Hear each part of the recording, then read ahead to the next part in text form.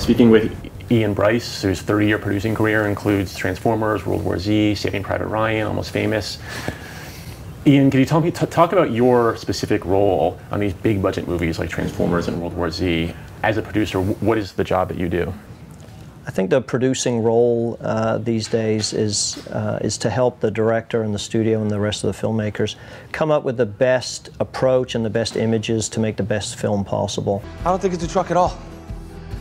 I think we just found a Transformer. So when the movie's starting, they have a script for Transformers, and a director like Michael Bay has his basically creative vision.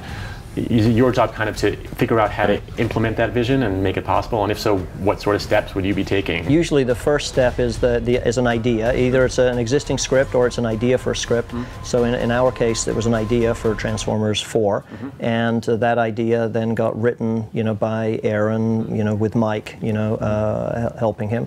And then once the script is either in a treatment form, I can start, figuring out a production approach to that idea. So I'll sit with Mike and Aaron and we'll talk about, what Mike's really looking for inside what may be a 10-page treatment, and then I'll start scouting, and working out a production plan and an approach and the casting and all that stuff. So as soon as there's anything, even an idea, we can start. And once you're in production, what is a day on set like for you?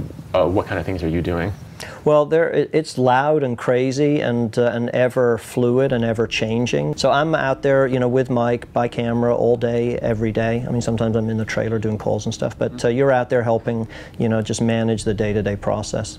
So I heard we were talking about in China, I think when you're shooting this film, I'm sure it's very logistically difficult, and I think there may have been one day when a lot of the crew got lost and you had to do stuff. Can you talk about that? Well, we had just shot at the Great Wall, and we were packing in a lot of work into a short period. We only shot there for 4 days. So we were moving from the Great Wall to Tianjin, which was a several-hour move. It's a big move for a company. So Mike was at the location, I was at the location, and like a few other people were at the location, and it was a dusk shot. So the sun's going down, the light's getting perfect for what he wants to do, and half the crew is not there. So we just dove in and tried to figure it out with what we had, which meant, Mike said, Ian, you have to drive the Rolls Royce. Get in the car and drive the car. And it was like going fast, right? So, I got in and then I said to Gabriella and my assistant, I go, okay, you're PAs now. You have to go dive in and help get the actors ready.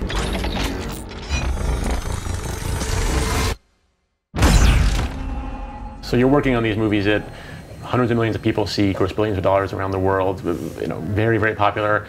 Do you have a sense of that when you're doing the job?